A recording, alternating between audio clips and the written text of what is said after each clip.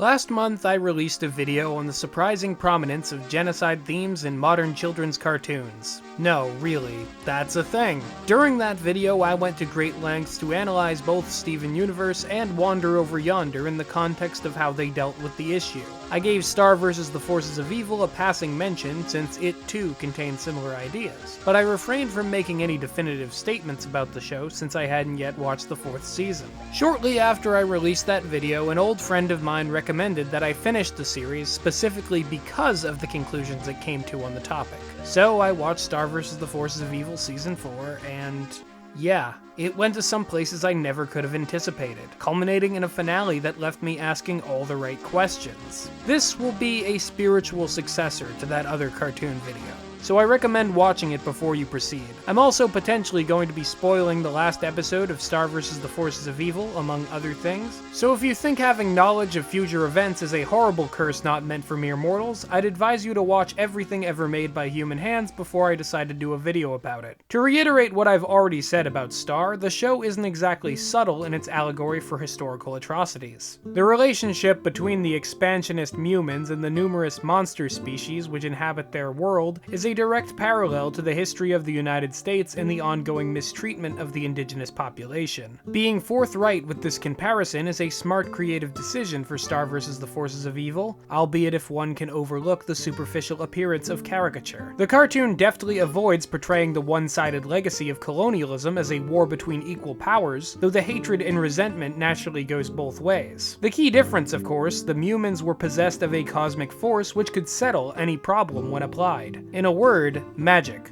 The gift of magic was not something the humans worked for, rather it was given to them by chance. Even the magic wand, which has been passed matrilinearly through the ages, was dropped into their unsuspecting hands by a pantheon of mercurial gods. A ruler of space-time whose tremendous form would teach them humans of their own significance, a deranged jailer whose reactionary impulses would fuel their paranoid conspiracies, and an absolute smoke show cutie who would make them so horny that they would lose focus of where this sentence was going. Atop this crooked pyramid of divine intervention is Sir Glossaric, the wild card wizard, the keeper of the Book of Spells, and the undisputed supreme trickster across all of creation. Glossaric is a proxy for a non-existent, all-powerful god, a renegade thought form dreamed up by the disembodied will of a multiverse which selfishly desired to be conscious. For whatever reason, Glossaric in his infinite wisdom decided to play apologist to the growing human empire, and in the generations that followed, the exploitation of the monsters only increased in scale. Under the rule of Queen Solaria the Monster Carver, magic was used to produce super warriors who knew neither restraint nor empathy for the enemy. The unrelenting strength of these Solarians allowed the Queen to bring about the Great Monster Massacre, an event which present-day humans unwittingly celebrate as the benevolent holiday of Munipendence Day. History has a way of forgiving conquerors, and likewise glorifying the only surviving veteran of this war, the old soldier Mina Loveberry, an immortal symbol of Muni's shameful past, disenfranchised and left to her own insane devices by the same royal family that transformed her from a humble peasant into a weapon of mass destruction. Mina Loveberry is remembered as the greatest warrior in the history of Muni, but the forces that sent her to kill countless monsters spared precious little concern for the state of her mental health. When the xenophobic conditioning she had internalized finally compelled Mina to commit stochastic terrorism in the 4th season of Star vs. the Forces of Evil, the system that created her could only fall back on the tired deflection that she was a lone wolf with no political motivation. But every wolf implies a pack, and an undaunted queen keeps the peace by playing the game. Royal secrets from royal shame. All of this tension leads us back to our dear Princess Star Butterfly, and the decisive action she takes in the Season 4 finale, Cleaved. Instead of blaming the current moral crisis on an individual evildoer, Star turns her righteous fury on the real culprit, the Magic High Commission, and the institutional control which they have so flippantly perpetuated. Star recognizes, correctly, that magic serves the function of keeping those forces in power, while alienating vast swaths of common people who will never hold even a modicum of the magic that those of the royal class are born into. More pressingly, the dogmatic militia of Solarian super warriors led by by Mina Loveberry pose an existential threat to all non-human species, which can no longer be addressed with mere violence. There is no equivalent military regiment which can match the Solarians in combat, as each one is effectively a person-sized nuclear option. Seeing no alternatives to decommission these Jaeger bombs before a second monster massacre, Star doesn't cancel the apocalypse. Rather, she rejects Mina's and brings about her own. Reciting the words of the oldest spell she knows, Star Butterfly destroys the dimension of magic,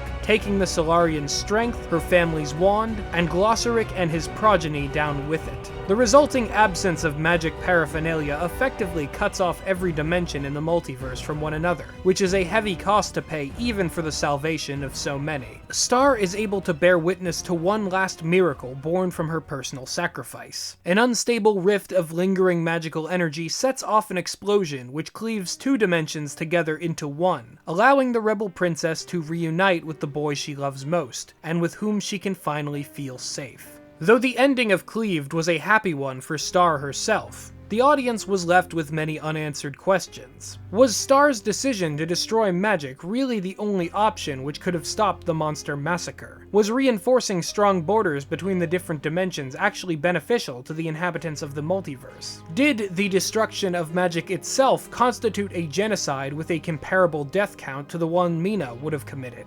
Glossaric may have accepted his fate, but there were a myriad of other purely magical beings which had no say in being wiped from reality, including a litter of puppies with laser vision which Star created back in the first season. These are all difficult and thought-provoking questions, which the fandom will no doubt be debating for some time. I'm reminded of the ending of the 2019 adaptation of Osamu Tezuka's Dororo, despite the fact that the anime is plainly not aimed at the same demographic, and essentially gave the opposite answer to a similar moral dilemma. Hyakimaru choosing to reclaim life and limb at the cost of condemning the people of Daigo to suffering can be interpreted favorably or not depending on one's perspective. A deontologist might conclude that Hyakimaru was well within his rights to seek his missing pieces, since bodily autonomy is a basic human right, but a utilitarian is likely to side with Daigo, who immolated the life of one individual for the sake of the many. The fact that both Dororo and Star vs. the Forces of Evil resolve in such an uneasy space regarding the ethics of their respective heroes might leave some unfulfilled, but that is bound to happen when a story rejects the conventional platitudes of assuring the complacency of the viewer.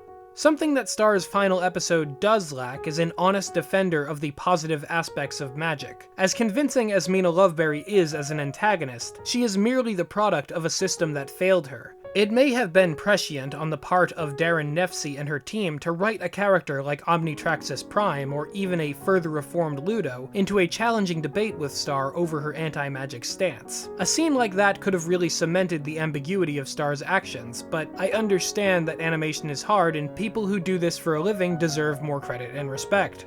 Nevertheless, I can't help but appreciate that Star Butterfly was allowed by the writers to make such a radical choice in the first place. Illustrated in this cartoon is an act of prodigious defiance. A guillotine blade wide enough to fall on the whole of civilization's cruelties, and surgical enough to keep the love that surrounds us uncut. It is a postmodern Ragnarok, a ballad for a new generation on the brink of annihilation, a visually and emotionally arresting glimpse at the strange and unfathomable things that lay beyond this dazzling horizon. Something truly original that might inspire future creators to take chances in their art that they otherwise would not have taken. Mina Loveberry actually makes a decent point about the staying power of good ideas in her final on-screen appearance, though indirectly and only once she is stripped of all magic. She says that even though it would be so easy to get rid of her, the good ideas she had will never really be gone. Good ideas tend to hang around, like a bad fart.